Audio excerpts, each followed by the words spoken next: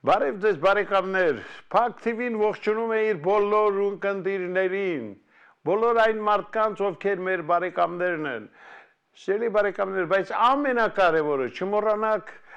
բաժանորդագրվել Փակ TV-ին, դա իսկապես շատ կարևոր է ու անհրաժեշտ, ամեն անգամ հիշեցնում ենք պատահական չի, բայց Փառք Աստծո մեր ունկնդիրների թիվը, մեր բաժանորդների թիվը գնալով ավելանում է եւ մենք հույս ունենք, որ մինչև տարեվերջ մենք կարող ենք այս առումով ինքնատիպ ռեկորդ սահմանել։ Դե իսկ հիմա ժամանակն է ձեզ ներկայացնել մեր հյուրին, մի իսկապես հրաշալի անձնավորության, ով միշտ ասում եւ ասելու է ճշմարտությունը, որքան էլ այն դաժան լինի։ Իսկ երբ մեր տաղավար է գալիս Քաղաքագետ Հայկ Մարտիրոսյանը, գիտեք, շատերը այսպես մտածում են, ահա, Հայկը նորից դաժան ճշմարտություն է ջրի երես բերելու, այդպես։ Հա, այդպես է, ինչ անենք, այդ դա է։ Ես գտնում եմ, որ ճշմարտությունը ասվի, հա։ Այդ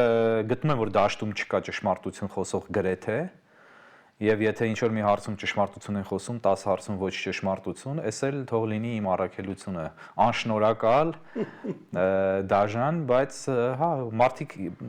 ցավալի է իհարկե, որ մարդիկ չեն ուզում ճշմարտությունը լսել, ուզում են խաբված լինել։ Գիտեք, երբեմն կան մարդիկ, որոնց համար հաճելի ավելի լավ է իրենք լավ առումով խաբվեն, այսպես լսեն բառեր, խոսքեր, որ իրենց համար շատ լավ է, իբր տիրավիճակը հրաշալի է, բայց այսօր երկրում ինչպիսին է ռեալ իրավիճակը։ Այո, այդ լավ խոսքերը լսելը հաճելի է, բայց պետք է հասկանան, որ դա մահաբեր է, որովհետև վերջում դու քանի որ չգիտես ճշմարտությունը կամ խաբում ես քեզ, դու գործողություն չես ձեռնարկում կամ ոչինչ չես անում պատկերը փոխելու համար եւ այդ ամենը շարունակվում է շատ ավելի վատ եւ լինում է վատ, լավ չի լինում երբեք ստից։ Բայց այս հասարակության սնունդ մատակարարողները ինֆորմացիոն, քաղաքական, քաղաքագիտական, վերլուծական հասարակությանը լավ են ճանաչում եւ մատուցում են այն սուտն ու կեղծիքը, որը հասարակությունը ուզում է լսել եւ արդյունքում հասնում են իրենցին։ Հարցը հնչում է թե ինչպիսին է վիճակը, շատ եմ ասել, վիճակը լավ չի, լինելու է ավելի վատ։ Այ նորից խնդրում եմ, լավ, ավելի լավ է։ Լինելու է հրաշալի, պարոն Ղուշյան, շուտով եկող տարի մարտի 17-ին Հայաստանը կանցնի Շվեյցարիային, անվտանգությամբ, ապահովությամբ։ Հայ, դե չասեցի մի ծայրեղությունից մյուս ծայրեղություն, լավ։ Դու արդեն մեր երազանքների Հայաստանի մասին ես խոսում, որը կգա ապագայում։ Իմ երազանքների Հայաստանը գիտեք որն է հիմա, ինչքան է իջել իմ նշածողը, որ Հայաստանը մնա հայկական։ Դա իմ երազանքների ամենավերին կետն է սպահին։ Մտածում եք, որ կարող է այդ էլ կորցնել։ Չեմ մտածում, դա գալիս է 300,000 ադրբեջանցիներ, եթե 300,000 չլինի 3,000 էլ գան, դա Հայաստանի վերջն է եւ գալու են։ Ես համոզված եմ, որ դա հնարավոր չի։ Հավատա ինձ։ Շատ լավ է, որ համոզված եք, ես էլ համոզված եմ, որ դա ոչ միայն հնարավոր է, այլև լինելու է։ Դե դուք Ալիևյան ես թեզն եք առաջ տանում։ Չէ, ես թեզը առաջ չեմ տանում, ես հիմա ձեզ բացատրեմ, պարոն Ղուշյան, ինչի եմ ես այդպես կարծում եւ ինչի եմ հավատացած։ Տեսեք, մենք պիտի նայենք մի բան, որը կոչվում է pattern, այսինքն ընդհանուր կրկնվող ուղեգիծ, որը արդեն կանխատեսելի է դարձնում գիծը, առաջիկա գիծը, անցած գծին նայելով։ Դա որն է, յուրաքանչյուր քաղաքական եւ գաղափարախոսական եւ գաղափարական եւ ծրագրավորման խոսք, որը ասել է Իլհամ Ալիևը, իրականացել է, ինքը իրականացրել է Հայաստանի իշխանությունների հետ գործակցությամբ եւ համատեղ ջանքերով։ Այնպիսի բաներ են կատարվել, հանձնվել է Արցախը, ես այսպես ձևակերպեմ, հանձնվել է լղիմը, սովետական սահմաններով Արցախը, որ բուն Արցախի մի մասն է ընդամենը, հետո հանձնվել է Արցախի ամենակարևոր հատվածը եւ դա հանձնվել է առանց կռվի ստորագրությամբ Քարվաճառը, որ միջնաբերդն է Հայաստանի եւ արդեն հանձնված է։ Հանձնվել է Զանգեզուրի միջանցքը, որը այո միջանցք է, որը այո հանձնված է։ Մնացած թե ինչ են լսնում մարդկանց ականջները, դա արդեն բացարձակապես կարևոր չի, կարևորը փաստ է։ Տեղի ունենում եկեղեցու ավիրում եւ այդ ավերման process-ը 50%-ով արդեն ամբողջացած եւ կայացած է։ Չկա որևէ հակազդեցություն։ Այն ամենը, ինչ գալիս է Ադրբեջանից, իրականություն է դառնում։ Այսօր Ադրբեջանում հիմնել են արևմտյան հիմնադրել են Արևմտյան Ադրբեջան կոչվող գաղափարախոսություն, ստեղծել են 0-ից, կազմակերպություն են հիմնել եւ պետական մակարդակով պետական քաղաքականություն են տանում։ Իրենք հիմար չեն։ Հիմարը հաստատ իրենք չեն։ Հա, կան հիմարներ, բայց դա հաստատ իրենք չեն, ադրբեջանցիները չեն եւ Ադրբեջանը չի։ Դա քաղաքականություն է Հայաստանը արդեն Հայաստանի այս վերջին ծվենը գրավելու առանց պատերազմի, առանց կռվի եւ լեգիտիմորեն, որովհետեւ պետության այս հատվածը գրավելը արդեն շատ ավելի խնդրահարույց է լինելու իրենց համար միջազգային առումով եւ միջազգային ճանաչման առումով եւ դրա համար դա պիտի արվի ներսից ճիշտ այնպես ինչպես եկեղեցին է ներսից պայթեցնում եւ ես այս մասին ասել եմ բայց եկեղեցուն մենք կանդրադառնանք հուսով եմ ներսից եկեղեցականների մի մասի ձեռքով ուղակի քանդում են եկեղեցի եւ դա ներկայացնում որպես լավ բան հիմա որպես ռեֆորմ հիմա իրենց արտաքին քաղաքականության Հայաստանի նկատմամբ հիմնասյունը դա Երևանի վերցնելն է առանց կռվի հայերի ձեռքով եւ դա տեղի ունենալու հայերի կողմից թույլտվություն տալով որպեսզի ադրբեջանցիները գան արդեն հայաստանյան խոսույթում կա այն արտահայտությունը թե ադրբեջանցիների վերադառնան արդեն այդ բառը զուտ լեզվամտածողական առումով նշանակում է որ դա տեղի է ունեցել արդեն մնում է ֆիզիկապես կան եթե ասում են վերադարձ ուրեմն այստեղ եղել են ուրեմն լեգիտիմացվում է իրենց բնակությունը այստեղ հիմա խոսքը գնում 300,000 որի ֆոնին եթե 100,000 կամ 50,000 կան միանգամից 300,000 5,000 էլ եթե կան դա վերջն է հիմա ես ուզում եմ ինձ ասեք Այդ ինչ է ասել Ալիևը, որ չի իրականացել, մեկ օրինակ, որ խափանվել է։ Ինչ է ասել Ադրբեջանը, որ Հայաստանը չի կատարել, որ հիմա իրենց ամենակարևոր վերջին քայլը հայության եւ Հայաստանի հարցը լուծելու պիտի տեղի չունենա։ Ինչ է ասել։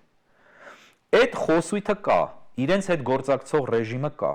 Եվ հայ ժողովուրդը բացարձակ ոչ մի քայլ չի անում։ Ես ուզում եմ ինձ մեկը բացատրի հստակ։ Ես խոսում եմ փաստերով եւ վերլուծելով։ Հստակ։ Ինչն է որ պիտի դա թույլ չտա տեղ ունենա։ Ինչը։ Չկա այդպիսի բան։ Եվ չկա մեկը որ կգա կասի եւ այսա խանգարող հանգամանք է։ Հետևաբար դա տեղի է ունենալու։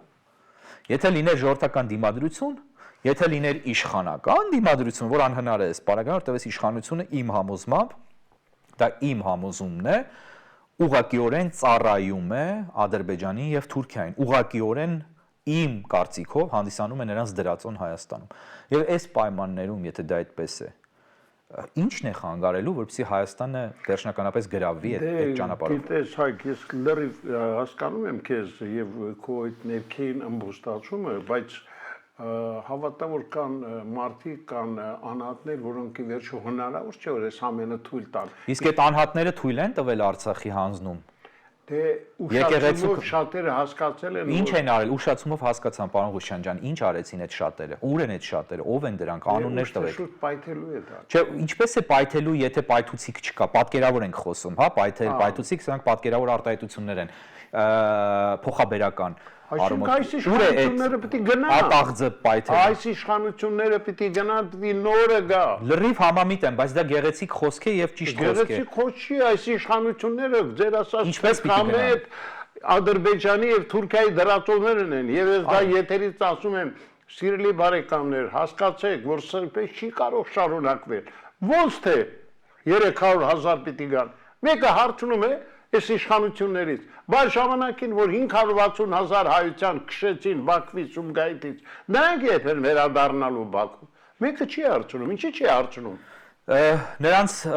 դրանք իհարկե այո համարժեք դաշտում են բայց տարբեր թեմաներ են համարժեք չեն այստեղից գնացել է 165,000 ադրբեջանցի թվայնով նկատի չունեմ նկատի ունեմ որպես երևույթ բայց լրիվ այլ օրակարգեր կան դրանց հետևում բայց դրա մեջ չմտնենք Հիմա դուք ասում եմ ճիշտ գեղեցիկ բան եք ասում եւ ճիշտ եք ասում, այս իշխանություններն եմ ասում։ Իշխանությունները պիտի գնան, բայց ինչպես են գնալու։ Ես ձեզ ավելին ասեմ, նրանք չեն գնալու, նրանք նորից գալու են։ Նրանք գալու են ավելի ուժեղացած վերջին արարը խաղալու այս երկրի պատմության մեջ։ Նրանք եկող տարի մտնում են 2026 թվական, վերընտրվելու են։ Եվ վերընտրվելու են ժողովրդական լայն աջակցությամբ։ Հայկ, մի ասա այդ բառը մեր եթերից ամենայն դեպս Ես չեմ հարգեի ժողովրդին, իմ ժողովրդին, որը կարող է սրանց վերընտրել։ Սրանց Բայց մի անգամ վերընտրել են արդեն։ մի անգամ հասկացան։ Կապիտուլյացիա չէ, դա հասկանալու չի, պարոն Ղուշյան։ Գիտես, ես ինձ հազիվ եմ զսպում, ես իրավունք չունեմ եթերից պայթել ու Չէ, մենք անկեղծ ենք խոսում, կարող եք։ Քանի որ քեզ այդ անկեղծ եմ, ես կներես, եթե այս ժողովուրդը մի անգամ էլ սրանց ընտրի, ուրեմն այստեղ ապրելը անիմաստ է դառնում։ Այսպես թե այնպես անիմաստ է։ Ոչ, մենք դեռ պայքարելու ենք։ Շատ լավ, պայքարենք, ես չգիտեմ այդ պայքարը որն է, ինչպես է դա դրսևորում, բայց օքեյ, համարենք, որ պայքարում ենք։ Ես պետք է խնդրեմ ձեզ, որ դուք իհարկե գիտեմ, որ առանց խնդրելու էլ կանեք դա, բայց ընտրություններից հետո ինձ հրավիրեք եւ մենք անդրադառնանք այս մեր խոսակցությանը այսօրվա, որտեվ ես որևէ կասկած չունեմ, որ վերընտրվելու է, որևէ կասկած չունեմ։ Դե դա ձեր տեսակետն է, ձեր ինչպես ասում են, եզրահանգում։ Եվ տա Աստված ես սխալ լինեմ իմիջայլոց։ Աստված կտա, որտեվ Աստված չի կարող այսքան, ոնց ասեմ, հանդուրժի այս իշխանություններին։ Սրանց վերընտրվելը, դա գիտես, դա մեզ համար մահ է։ Ոնց կարելի է։ Մենք մեր ձեռքով, մեր ազգը, մեր ժողովրդին թաղելու ենք։ Այս սրանց որ իշխանություն տանք, տով են սրանք, մի հատ նայով որտեղից են եկել, դեմքերին նայում ես զզվանգից բացի ուրիշ զգացմունք չկա, ես չգիտեմ չեն էլ ամաչում, գնում են այստեղ այնտեղ, թաքուն մարդկանց բերում նստացնում, վերջի այցը սրա եմ ասում, որտև սա է դա, գնացել էր Գերմանիա, հատուկ ընտրած մարդիկ բերել են, հայկական համայնք են ներկայացնում, լավ, որքան կարելի է խաբել մարդու իշի տեղ դնել։ Չէ, բայց խաբվում են, չէ, եթե խաբվում են, խաբվում են, որտեղ ցավոք սրտի ծախու մարդիկ շատ կան։ Շատ, ես կարծում եմ շատը մեղմ է ասված։ Ես արդեն իարթացա, չգիտեմ, հարցերս էլ որ քեզ ուզում եի ուղղել, լավ, այդ վերջի այցը սրա անունը ինչ է, Գերմանիա, ինչ տպավորություն ստացար։ Դրա շփիթը, զզվելի, չգիտեմ, մարդ դրան չի ուզում լսի, ինչ աբսուրդ բաներ է խոսում, բա ինչ է հայտարարում, Հայաստանի Հանրապետությունում իշխանությունը միանձնյա չէ, այն պատկանում է ժողովրդին, լավ հասկացանք, ում ես էշի տեղ դրել, այդ քուքեպայականներին ասա։ Իրականում Հայաստանը երբևէ Ստալինյան շրջանից հետո, ընդ որում Ստալինյանից հետո, նկատի ունեմ ներառյալ խորհրդային երկրորդ փուլը,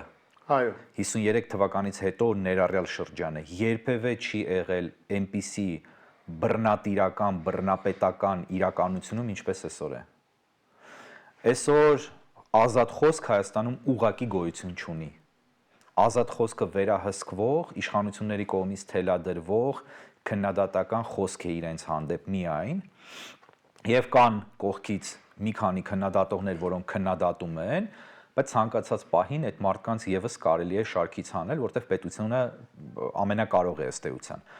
Բայց Հայաստանում այնպիսի բաների համար են մարդկանց դատում,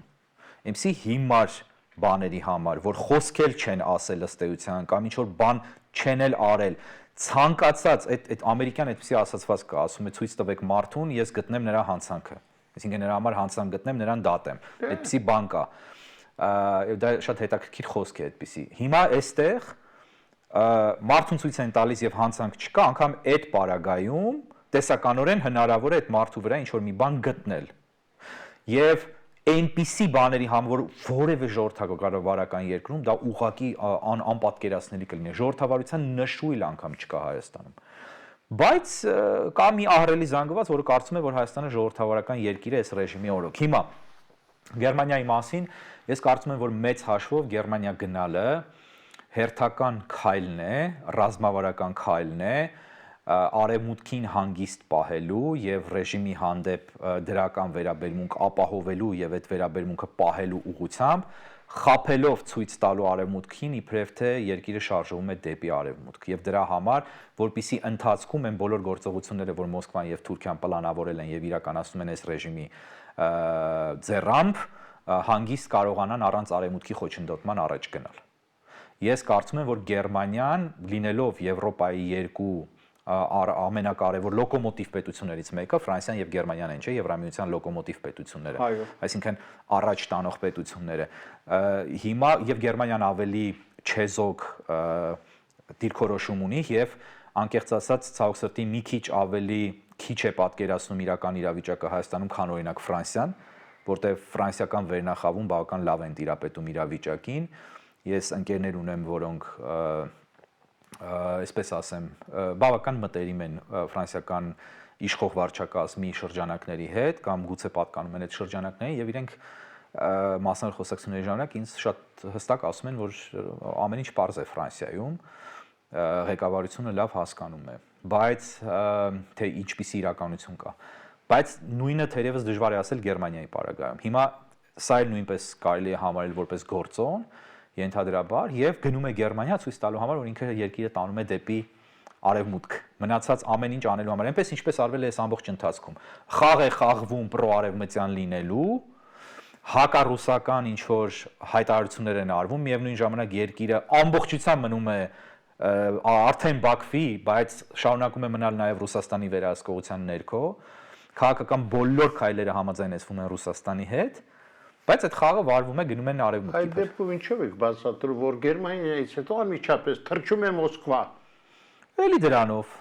միգուցե ենթադրաբար զեկուցելու, մանրամասներ հայտնելու, նաև սիմվոլիկ քայլ կատարելու, ասելու, որ տեսեք, ես գնում եմ արևմուտք, բայց գալիս եմ ձեր մոտ, նաև այսպես։ Այսինքն կամ այլ հարցեր կա, որ համատեղվում են մեծ կարևորություն այդ Մոսկվա գնալուն չեմ տալիս, որտեվ 100-րդ թե 100 քանի-երորդ այցն է իր Մոսկվա այս վերջի 7 տարիների ընթացքում, ես չգիտեմ։ Գեներալ Արշակ Կարապետյանը դեռ շաբաթներ առաջ հայտարարեց, որ Փաշինյանը դեռ 99 թվականին հավաքագրվել է Միացյալ Նահանգների հատուկ ծառայությունների կողմից, բայց պարզվում է, որ Մոսկվայից կապերը ավելի սերտ են։ Ես այդ մարդուն լուրջ չեմ ընդունում, անկեղծ ասած, հատկապես այս ձեր մեջ բերած հայտարարությունից հետո։ Եվ ինչով է երևում, որ հավաքագրվել է ամերիկյան հատուկ ծառայությունը, այդ ինչ է արել պրոամերիկյան, պրոարևմտյան, ինչ է արել, ինչ որ բան արել է։ Չգիտեմ, բայց ինչ արել է Ռուսաստանի Մոսկվայի, այստեղից ուրա գնալու։ Չէ, ինչ արել է Ռուսաստանի թելադրանքով եւ հիշեցնենք, երբ որ պատերազմի 44 օրյա փուլը կանգնեցրեց եւ այստեղ դժգոհության որոշակի ալիք բարձրացավ, ով էր որ իրեն հստակ սատարում արտահայտեց Ռուսաստանի նախագահը եւ ասեց ինքը դավաճան չի եւ ուղակի ասեց որ ինքը ամեն ինչ անում էր, բայց չստացվեց, բայց այսպես, բայց այնպես, ասեց որ Արցախը Ադրբեջանի մաս է, դա ասել է Ռուսաստանի նախագահը, այսինքն իրեն հստակ սատարել եւ աջակցել է։ Եվ ինչու մարեց այդ շարժումը, որ նախկիններն էին հիմնականում կազմակերպել իր դեմ նոյեմբերի 10-ին։ Ինչու մարեց, որտեվ Ռուսաստանից ազդակներ եկան, որ թողեք մեր մարդն է։ Այդպես ենք, չէ, ենթադրում, այդպես է, չէ, հավանաբար իրականությունը, եթե մեղմ ասենք։ Դե ես հասկացա, որ Հայաստանում գործում է գործակալների մի այսպես համաստեղություն, որի դեմ պայքարելը դառնում է անիմաստ։ Ես ճիշտ ասած մի օր մտածում էի, թե հետաքրքիր է քաղաքական դեմքերից ում չի կարելի ում հնարավոր չի կասկածել ռուսական կամ թուրքական կամ ադրբեջանական ներկայացուցիչ կամ շահերի գործակալ կամ ուղակի գործակալ լինելու մեջ ում չի կարելի կասկածել։ Ես շատ մեծ դժվարություն ունեցա, այսինքն խաղացողներից, դաշտում եղողներից կամ նախկին խաղացածներից եւ դաշտում եղածներից, հա, եւ մեծ դժվարություն ունեի մտքումս այդպիսի անուններ ինքս ինձ համար գտնելու։ Հայք, ես չգիտեմ ինչպես դու, բայց իմ կարծիքը որ նախկին ու ներկա չկա, դրանք բոլորը մի շղթա են։ Միանշանակ։ Մի տարբերություն կա նախկինների եւ ներկաների միջև, նախկինները ամբողջությամբ ռուսների վասալներ էին,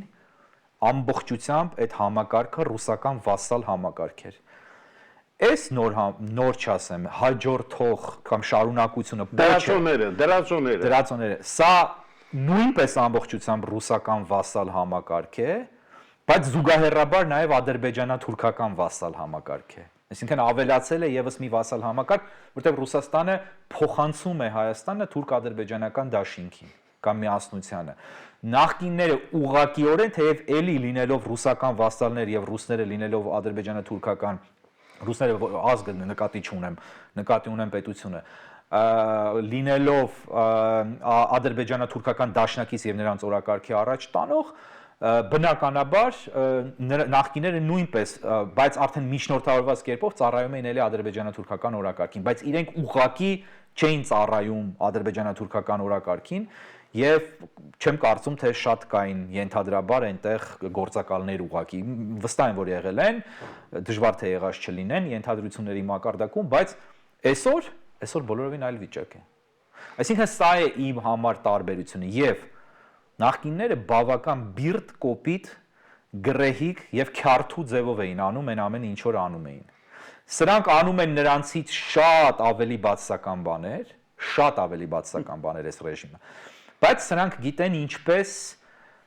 զանգվածներին եւ սրանք շատ ավելի լավ են ճանաչում իրենց ազգը եւ իրենց ժողովուրդը եւ այդ զանգվածներին տալիս են այն գեղեցիկ համով հոտավետ թույն գից թուրմը, որը այս զանգվածը սիրում է եւ դրանով ապրում է եւ զանգվածը իրենց ներում է, սատարում է անգամ այն ամենը, այն շատ ավելի վատ բաները, քան ինչ անում էին նախկինները։ Դե եթե սրան էլ գումարենք ձեր ասած նշած եկեղեցի իշխանություն հակամարտությունը պատկերը կարող է ամբողջական դառնալ։ Հա իհարկե եկեղեցին ամենակարևոր հիմնասյունն է այսօր այս ազգի, որը պետություն չունի այլևս փաստացի իմ գնահատման պետություն չկա Հայաստանում։ Եվ եկեղեցին ավանդաբար կատարել է այդ դերը, եկեղեցին էլ չկա ճիշտն ասած, որտեղ եկեղեցին ներսից քանդվել է եւ այո քանդել է այս կաթողիկոսը, բայց այս կաթողիկոսը ի սկզբանե չունենալով լեգիտիմություն հիմա զարմանալիորեն եւ նաեւ տրամաբանորեն ձեռք է բերել լեգիտիմություն։ Ես դեմ եմ այս կաթողիկոսին, բայց հիմա ես ստիպված եմ իրեն սատարելու, ոչ անձամբ իրեն, այլ իր գահակալությունը, որովհետեւ իրեն վռնդելով միանգամից փլուզվելու է այս եկեղեցին, այո ինքը պիտի վռնդվեր, բայց ոչ այս սցենարով եւ ոչ այս մարդկանց կողմից։ Բայց ինքը ստեղծեց այն հիմքերը, ինքը այնպիսի մարդկանց առաջ տվեց եւ ոչ ոք չի խոսում այս մասին։ Ո՞վ է այս հերձվածող եպիսկոպոս արքեպիսկոպոսներին սարքել եպիսկոպոս արքեպիսկոպոս, ով է իրենց հովանավորել։ Ով է դրանց հանել հայտարարակ եղած վիճակից տարբեր թեմերից տարել այլ թեմեր, որպեսզի հեռու լինեն։ Ով է փրկել իրենց, ով է իրենց հետ գործերի մեջ եղել։ Այո, այսպես կոչված վեհապարը։ Բայց այսօր իր դուրս գալը նշանակում է եկեղեցու փլուզում, եւ եկեղեցին արդեն իսկ փլուզված է։ Ինքը եպիսկոպոսած ժողով չի կարողանում այլևս գումարել, որովհետեւ ինքը չունի սատարում այդ ժողովում։ Ինքը այնպիսի մարդկանց էր դրել, որոնք իրեն կծառայեն, որոնք կատարելապես անսկզբունք են, սկզբունքայնություն չունեն, ծախու մարդիկ են, ոմանք այսպես ասեմ։ Եվ այդ ոմանք այսօր տակից կամ գուցե բացահայտորեն նաև աշխատում են իր դեմ արդեն, որտեղ այդպիսին են իրենք։ Բերումում է ստակացնում քո գրկում։ Բայց սա չի հիմա այս խնդիրը արդեն խնդիրը շատ ավելի լայն թեման է։ Եկեղեցին չլինելով հանդերձ ինստիտուցիոնալ ձևով ինքը պոտենցիալ ունեցող մարմին էր։ Դա մի ուժեղ տանկ էր, պատկերավոր ասած, որի շարժիչում յուղ չկար, փչացած յուղ էր, որը բենզին չուներ, նավթ չուներ իր բաներում, վառելիքի ամբարներում, բայց դա մեքենա էր, որը կարելի էր նորոգել եւ գործարկել եւ ուժեղ պաշտպանություն ապահովել դիրքին, հա, կամ տարածքին, այդ պատկերավոր տանկը փոխաբերական առումով։ Հիմա ինչ են անում տանկիստներին ներսից, տանկիստների հետ աշխատելով, տանկի մեջ ականներ են դրել, տանկը պայթեցնում են ներսից։ Եվ այդ չաշխատող տանկը ուներ պոտենցիալ, բայց պիտի այդ տանկը պայթեցվեր, դրսից խփել դժվար է, ներսից են պայթեցնում, ինչը եւ տեղի է ունենում։ Ինձ ապշեցնում է այս պատմության մեջ եւ ես բազմաթիվ անգամներ ասել եմ, այս կաթողիկոսի բռնած դիրքը ինքը շարունակում է լռել։ Գիտեք ինչի։ Որտեվ համաձայն տեղական մենթալիտետի, այս երկրում ընդունված մենթալիտետի եւ ոչ միայն այս երկրում, նաեւ Սփյուռքում, հաճախ պետք չի արձագանքել։ Մանավանդ եթե տակը թաց է, հետույքդ մաքուր չի։ Նստիր, սպասիր, միգուցե հողմերը կգան, ասեն, սա հիմարագույն մի բան է, որ գեղչկական աֆերիստություն է, գիտեք։ Այսինքն գեղչկական խորամանկություն չի իրականում, տխմար, տգետ, ապուշ եւ նաեւ դավադիր, որտեղ այս դեպքում իր լռությունը թույլ է տալիս ռեժիմին ընդհանրապես ոչնչացնել, այդպիսի բան է։ Ինքը պիտի շուտես մարդկանց օրինակ կարգալույծաներ եւ նաեւ բանադրեր եկեղեցուց, չարեց, հիմա այլևս անելը իմաստ չունի, որովհետեւ հիմա չի կարող անել, արդեն չունի այդ կոնսենսուսը, եւ եթե անի էլ, դա արդեն սրանց ստեղծում է մեկ այլ ալտերնատիվ խումբ, ալտերնատիվ եկեղեցի, որը այսպես թե այնպես ստեղծվում է։ Այսինքն ազդեցություն չի ունենալու իր արածը։ Ինչ է մնում է միայն վեր կենալ եւ խոսել եւ հրապարակային հայտարարություններ անել։ Դիմել եկեղեցիների համաշխարհային խորհրդին, օրինակի համար։ Դիմել այնտեղ հասցեագրել են մեղադրանքները, որ ռուսական գործակալ է։ Հա, ասենք ով է բացառում, հետաքրքիր է, որ ինքը կամ իր եղբայրը ռուսական հատուկ ծառայությունների հետ շատ հնարավոր է, որ աշխատած լինեն։ Ով է բացառում։ Շատ քչերը, բայց երբ ռեժիմը այդ մասին խոսում է եւ դա հրապարակայնացնում է, ռեժիմը ուզում է ասել, որ եկեղեցին է ռուսական գործակալ, ամբողջ ինստիտուտը, եւ այնտեղ բոլոր եպիսկոպոսները չի, որ ռուսական հատուկ ծառայությունների գործակալներ են։ Բայց ռեժիմը դա ներկայացնելով իր եկեղեցին քանդելը արդարացնում է արևմուտքի աչքերում եւ արևմուտքին ստիպում, որպեսզի լռի։ Հասկանում եք, հստակ հաշվարկներ են, եւ սա ռեժիմի գաղափարը չի, ես գաղափարները վստահ եմ, իմ համոզմունքն է։ Գալիս են Թուրքիայից եւ Ադրբեջանից, շատ խելացի են գործում, շատ խելացի են գործում նվաճողները, իրենք ունեն պետական մտածողություն, ի տարբերություն մեզ։ Իրենք ունեն պետականաշեն եւ թշնամու պետությունը քանդող պետականաքանդ մոտեցում եւ գաղափարախոսություն։ Ինչի ճիշտ հակառակը մենք ունենք։ Ուրիշի պետությունը կառուցել, սեփականը քանդել։ Հիմա այս համատեքստում աղետալի վիճակ է եկեղեցու հետ կապված։ Շատերին թվում է, թե լավ եկեղեցին 5 առույց է, ում է պետք, բան արդեն դեր չէր խաղում, չէ, դա ահռելի հզորագույն զենք, այդպես որ լիներ Վատիկանը այսօր քաղաքական ազդեցություն չէր ունենա ամբողջ աշխարհում։ Այո։ Եվ այս Հռոմի Պապը մենք ասում ենք, որ նախկինն է քաղաքական, չէ, Ֆրանցիսկոսն էր քաղաքական Պապ, սա շատ ավելի քաղաքական Պապ է եւ բոլոր Պապերն են եղել քաղաքական Պապեր։ Հովհաննես Պողոս II-ը, որ սուրբ է, սրբադասված է Լեհաստանից Պապը, նա այնպիսի քաղաքական օպերացիաներ է արել, այնպիսի հատուկ ծառայությունների մակարդակով օպերացիաներ է արել աշխարհում եւ պայքարել կոմունիզմի դեմ, խորհրդային միության դեմ, որ պատկերացնելու չի։ Եկեղեցին դա քաղաքական կառույց է, դա ամենակաղաքական կառույցն է։ Այստեղ հերիք չի ապաքաղաքականացվել է, մտել է իշխանության հետույքը նախկինների օրոք։ Հիմա էլ շարունակում է ավելի ապաքաղաքականացվել ընդհանրապես ոչինչ չանելով։ Այդ մարդը պետք է վեր կենար, հայտարարություն աներ եւ կոչ աներ գալու եւ պաշտպանելու եկեղեցին, ոչ թե ֆիզիկապես գալու, այլ գիտակցելու ինչ է, ինքը չի դիմում անգամ այլ քույր եկեղեցիներին օգնության խնդրանքով, որպեսզի ճնշում գործադրեն իր եկեղեցին քանդողների վրա։ Հայք, այս ռեժիմի օրոք հնարավոր է հայ գերիների վերադարձը Բաքվի բանտերից։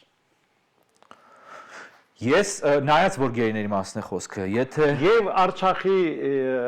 ռազմաքաղաքական վերնախավը եւ ընդհանրապես այն 200-ից ավելի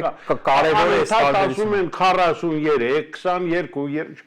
լսեք, ոնց կարելի է այս մարդկանց ասել, ինչ է խափում նորից, սուտը, կեղծիկը, 200-ից ավելի գերիներ կան։ Դե եթե այդ սուտն ու կեղծիկը սպառվում է, ապա իրենք էլ պետք է վաճառեն, եւ լավ են անում, որ վաճառում են, թող գնորդը չգնի։ Բայց շատ ճիշտ է անում, որ բաժանում եք երկու խմբի, որտեղ դրանք տարբեր խմբեր են գերիների, կան զինծառայողներ կամ քաղաքացիական անձինք, որոնք գերի են, եւ կան ռազմաքաղաքական չեմ կարող ես ասել դրանց, որովհետեւ դրանք ոչ ռազմական են, ոչ քաղաքական։ Դրանք դրսի իշխողների ողորմելի ծաղրացու դրածո կառավարիչներն էին, ոչ բոլորը, բայց մեծ մասը, եւ որոնք վճարեցին իրենց ստրկության համար մետրոպոլիային, իրենց ազատությամբ եւ առողջությամբ եւ գուցեև կյանքով։ Դրանց դեպքը տարբեր է։ Դրանց ազատ արձակելը ես դժվար եմ պատկերացնում։ Որոշակի սցենարներ կան, երբ դա հնարավոր է, բայց դժվար եմ պատկերացնում։ Ամեն դեպքում իրենք կմնան բանտերում, այնպես կարվի, որ եթե անգամ բանտից դուրս գան երկար չապրեն, դա հստակ պարզ է։ Ինչ վերաբերում է մյուսներին, այսպես կոչված անհայտ գերիներին, որոնց թիվը շատ ճիշտ նշեցիք, իրականում հավանաբար ավելի մեծ է, հավանաբար մեծ մաս ուղղակի սպանվել է գերության մեջ եւ ցանկերից հանվել է, այսինքն թիվը չի էլ հաշվվում, բայց նրանք, որոնք ողջ են, դրանք չեն բացառում, որ այս ռեժիմի օրոք վերադարձվեն։ Ինչի համար։ Որովհետեւ Ադրբեջանին եւ Երևանի ռեժիմին այս համատեղ իրենց ջանքերի շրջանակում անհրաժեշտ է ինչ որ մի բան ցույց տալ այստեղի զանգվածին Հայաստանի, որ տեսեք Ադրբեջանը բարեկամական քայլեր է անում։ Մենք տեսնում ենք, չէ՞, ռեժիմի ներկայացուցիչները ինչեր են խոսում։ Ոչ մի զինվոր 2 տարվա մեջ չի սպանվել, հատուկ չի սպանվել, որտեղ Ադրբեջանը ուզում է ցույց տա, որ իբրև թե այդ խաղաղությունը աշխատում է, որպեսզի այս ժողովուրդը շատ ավելի մեծ սիրով Փաշինյանին վերընտրի, եւս մի մանդատ տա եւ շարունակվի այն process-ը, որ իրենք անում են Հայաստանն ուտելու։ Իրենց ավելի լավ է 2-3 զինվորի վրա չկրակեն, բայց այստեղ սրանք բաներ ճառեր եւ դիֆերամներ երկեն իրենց խաղաղությանը, քան բան նույնը հացահատիկը ծորենի պատմությունը նույնը, այսինքն այսպիսի բաներ են ասում։ Եվ դրա համար եւ այս կոնտեքստում մենք մի անգամ ականատես ենք եղել, երբ կարծեմ 15-երի վերադարձրեցին ականների դիմաց էր, չէ՞, կարծեմ ականների քարտեզը հանձնելու եւ իրենց պետք է լինելու ցույց տալ, որ տեսեք մենք քայլ արեցինք, տեսեք խաղաղությունը կայանում է եւ չեմ բացառում որ դա տեղի ունենա ընտրություններից անմիջապես առաջ, որովհետեւ այս ռեժիմը հերթական խաղաթուղթ ունենա, ասի տեսեք ես խաղաղություն եմ բերում, տեսեք ես գերիներին հետ բերեցի մի մասին, տեսակ որ մենք արդեն մեր օրակարգը ճիշտ էր, մենք խաղաղություն ենք անում, իսկ սրանց ինչ է պետք, որ իրենց երեխաները կուշտ լինեն, կերած լինեն, տաք լինեն, տանը լինեն։ Այս ամբողջ տարիների ընթացքում 5 տարիների ընթացքում գեյների ընտանիքները ոչ մի պայքար չեն տարել իրականում։ Բայց հենց ազատ են, իրենք կլինեն աշխարհի ամենաերջանիկ մարդիկ եւ վերջ։ Հասկանալի է։ Հիմա այս կոնտեքստում չեմ բացառում նաեւ որ չտան այդ գերիներին։ Էլի շատ երկար ժամանակ չտան, որովհետեւ գերիների օրակարգ Հայաստանում չկա։ Իսրայելում Իսրայել-Գազա պատերազմի ամենաանկյունակարային խնդիրը, որ ուներ Իսրայելի կառավարությունը, եւ ընդհանրապես ամենահիմնական օրակարգային հարցը, դա իսրայելցի գերիներն էին Համասի գերության մեջ։ Եվ ժողովուրդը այնպիսի ճնշում էր գործադրում իշխանության վրա, ասում էր զիջեք, քիչ ջարդեք, քիչ գրավեք, որպեսզի մեր գերիները գան։ Այստեղ եւ բոլորի թիշերթերի վրա, բոլոր պոստերների վրա բոլոր գերիներն էին։ Այստեղ դրա ճիշտ հակառակն է։ Ոչ մեկի պետքը չի։ Անկամ գերիների ծնողները չեն հավաքվում իրենց զավակների անունները կամ լուսանկարները միտեղ հրապարակեն, որ մարդիկ կոնկրետ դեմքով տեսեն գերի ասածը, չլինի օդի մեջ մի բան։ Երբ որ մի բան օդի մեջ է, շոշափելի չի, ցավ չի տալիս։ Թեև որ ցուցադրեն էլի ցավ չի տալու։ Սա կոչվում է desensitized society, այսինքն ապա զգացմունքայնացած հասարակություն, որը ոչ մի զգացմունք եւ զգացողություն չունի։ Ինքը լրիվ ապրում է վակուումի մեջ։ Այ լավ չեմ ուզում խորանանք, որտեղ հասկանում եմ, որքան խորանում ենք, դու այնքան ավելի շատ ես փակագծերը բացում եւ այնպեսի ճշմարտություն ես ասում, որ զսպելը պարզապես շատ դժվար է, որտեղ ես արդեն նյարդային համակարգը զգում եմ չի դիմանում, երևի որոշ ժամանակ էլ պաուզա պետք վերցնել, որ չխոսել այս թեմաներով ընդհանրապես, որտեղ ասում եմ, սրանց միայն տեսնելն ու լսելը ինձ մոտ զզվանք է, այսպես ապրումներ է առաջացնում։ Ես շնորհակալ եմ, որ դու եկար, շնորհակալ եմ, որ դու միշտ այդպեսին մնացել ես եւ ուզում եմ այնուամենայնիվ, որ դու էլ հավատաս, որ պետք է այնուամենայնիվ գալ վաղվա օրը, որ սրանից լավն է լինելու։ Ես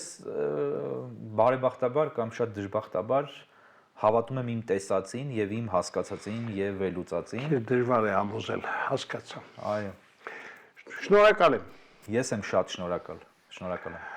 Ձեր բարեկամներ, Հայկ Մարտիրոսյանն էր մեր տաղավարում ազատ խոսքի իրավունքով եւ դուք բազմիցս համոզվել եք, որ այն ամենը ինչ նա ասում է Փակ TV-ի եթերում, դա իսկապես ազատ խոսքի դրսևորում է։ Այսօր այսքանը, ցտեսություն։